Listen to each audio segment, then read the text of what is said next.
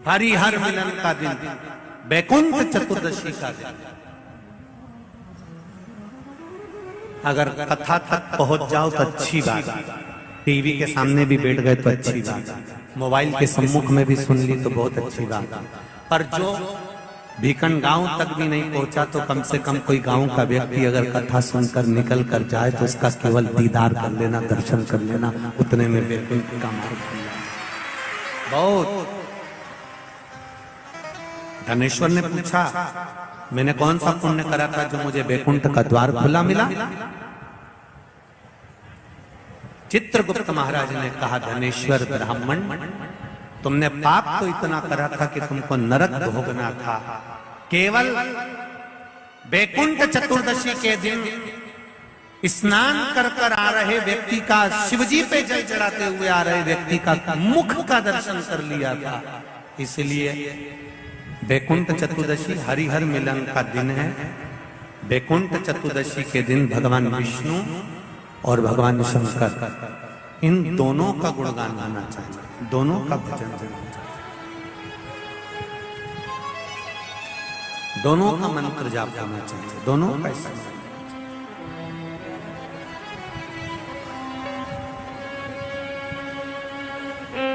आप सबसे निवेदन है, कल हरिहर मिलन के दिन आपके घर में शिवलिंग होगा और लड्डू गोपाल होंगे। रात्रि के समय पर, शाम को नहीं, मध्य रात्रि, अगर नींद खुली रहे तो 11 बजे के बाद में, रात्रि को 11 के बाद अगर नींद खुली रहे, नींद नहीं खुली रहे तो फिर तुम रात को 8-9 बजे चढ़ा के भी सो जाओ तो कोई बात नहीं हो, भगवान तो बोलेगा। शंकर भगवान पर पहले बेलपत्री चढ़ाना, लड्डू गोपाल के सामने तुलसी का दल चढ़ाना, अपने मन की कामना कर कर हरिहर मिलन कराना।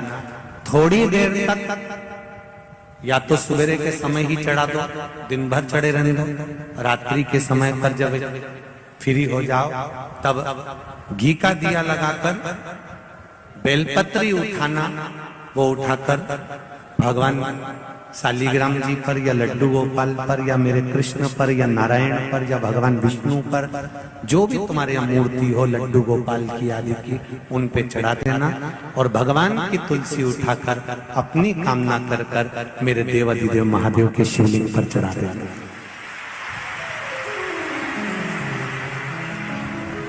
रात्रि को ही हो सके तो ब्रह्म मुहूर्त तक, अगर नींद खुली रहे तो उठा लेना, नींद खुली More orders will be. हो सके तो ब्रह्म मुहूर्त तक, अगर नींद खुली रहे तो उठा लेना, नींद खुले तो रात को ही, रात्रि के समय ही उस बेलपत्री और तुलसी को संभाल के रख लेना। वही बेलपत्री तुलसी विद्या के लिए, और जो बच्चा माइंड से तकलीफ में रहता है, जो बच्चा पलंग पर गंदगी करता हो या जिसका विवेक बुद्धि स्थिर नहीं रहती हो, उसके लिए ये बेलपत्री और तुलसा हमेशा कार्य आती है। कल वही बैकुंठ चतुर्दशी, उसका दर्शन आप भाव से, आनंद से अपने अपने घरों में करें, भक्ति के साथ, आनंद के साथ। सुदर्शन चक्र भगवान विष्णु को दे दिया था और भगवान विष्णु ने अपना नेत्र भगवान शंकर को दे दिया था। तब भगवान विष्णु ने कहा था देवऋषि नारद से, नारद, पूरे वर्ष में केवल एक दिन ऐसा रहेगा बैकुंठ चतुर्दशी का, जिस दिन मेरा दरवाजा 24 घंटे खुला रहेगा, जो पापी से पापी जीव है वो भी प्रवेश करेगा। ये बैकुंठ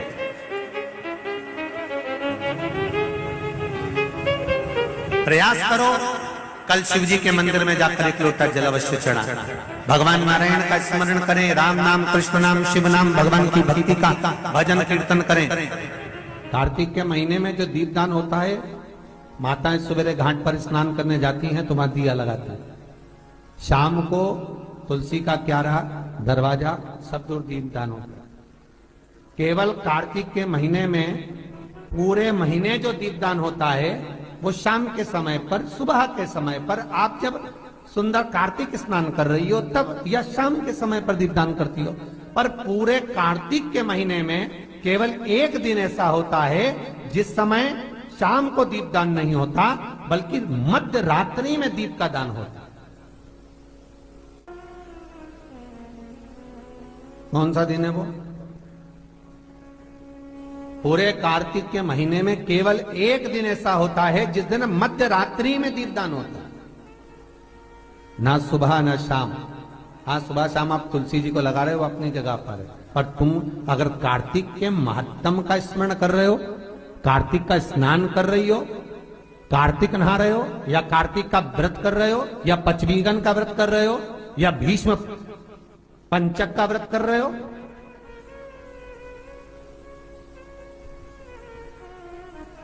या कार्तिक स्मरण का व्रत कर रहे हो, कार्तिक का अनुष्ठान कर रहे हो, तो उसमें एक दिन ऐसा होता है जिस समय सुबह शाम दीपदान का फल नहीं है, रात्रि के मध्य में दीपदान का फल है, और वो है वैकुंठ चतुर्दशी का दिन।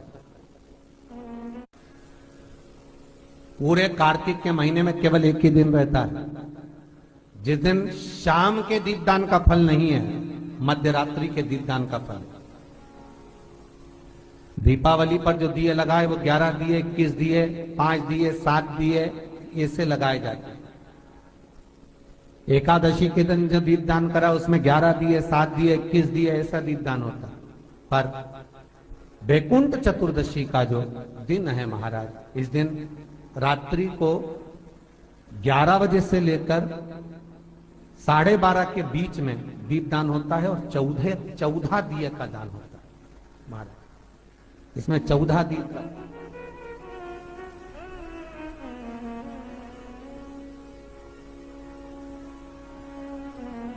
चौदह दीपों का दान है।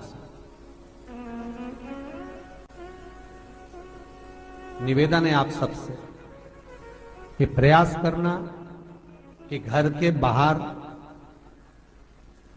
आप एक दीप, जहां पर आपका जलाशय है, पानी का स्थान है, वहां रख दें, और एक दीप तुलसी के क्यारे के पास रखें, बाकी के दीप आप घर के बाहर लगा दें। 14 दीप। नारायण भगवान शंकर से मिलने के लिए काशी गए थे। काशी कैसे पाए?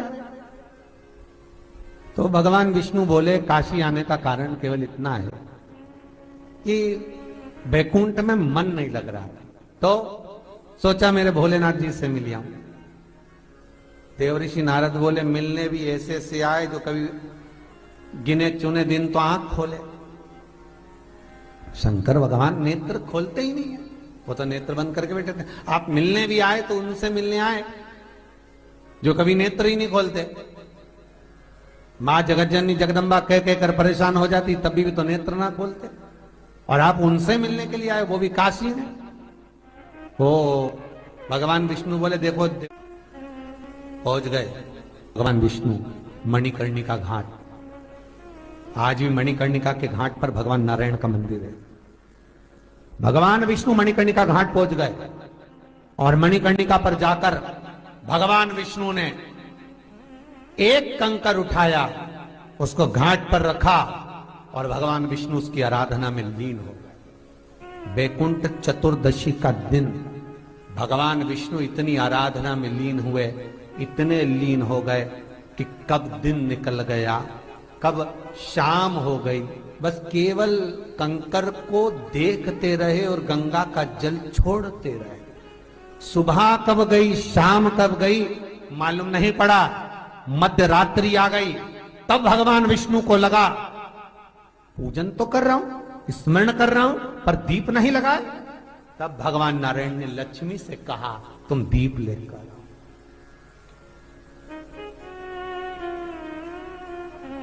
लक्ष्मी थाल लगाकर 14 दीप लगाकर शिव के सम्मुख लेकर आई महाराज। शिव के,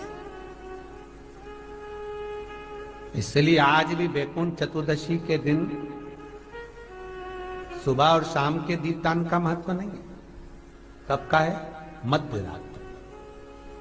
मध्य रात्रि के दीपदान का महत्व, और मध्य रात्रि के समय, मध्य रात्रि के अनुकूल में मां जब भगवान भूल गए तब लक्ष्मी जी दीप लेकर आई, प्रज्वलित किया। भगवान शंकर वहीं पर सम्मुख प्रकट हो गए।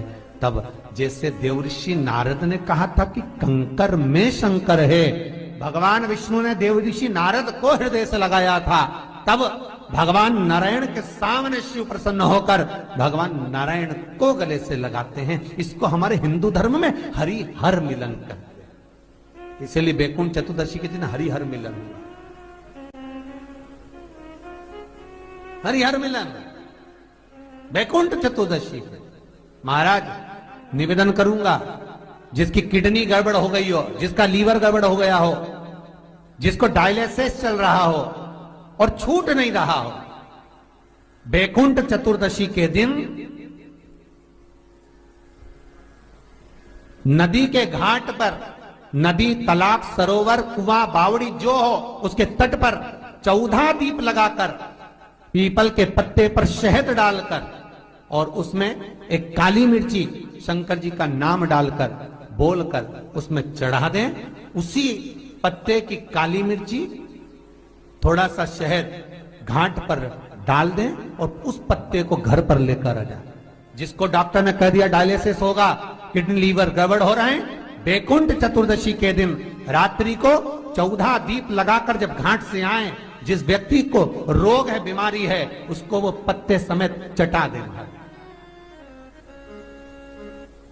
और फिर जाकर आप 8 दिन 10 दिन बाद जांच करवाओ, आपको उसका फल प्राप्त हो जाए। पर विश्वास रखकर। हर हर महादेव, श्री शिवाय नमस्तुभ्यम। दर्शकों, वैकुंठ चतुर्दशी का बहुत ही विशेष महत्व होता है।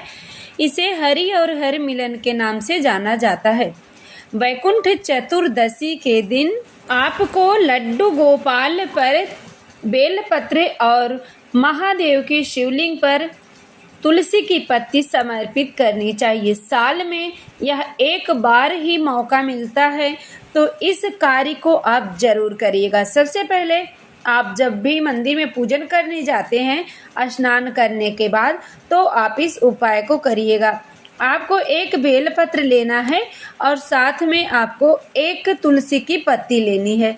महादेव के शिवलिंग पे सर्वप्रथम आप बेलपत्र समर्पित करिएगा। पहले आप महादेव की शिवलिंग पे बेलपत्र समर्पित करें और लड्डू गोपाल के ऊपर आप एक तुलसी की पत्ती समर्पित करिएगा।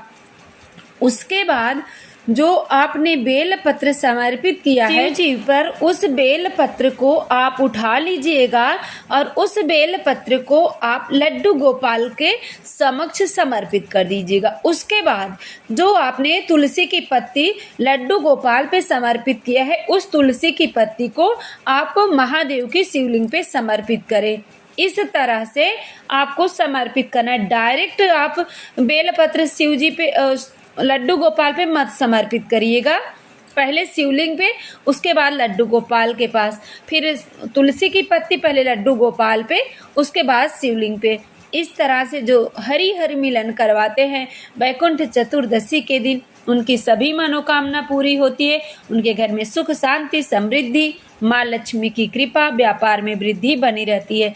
तो आप इस उपाय को करें और जो भी भाई बहन चैनल पे पहली बार आए हैं, चैनल को जरूर सब्सक्राइब करें।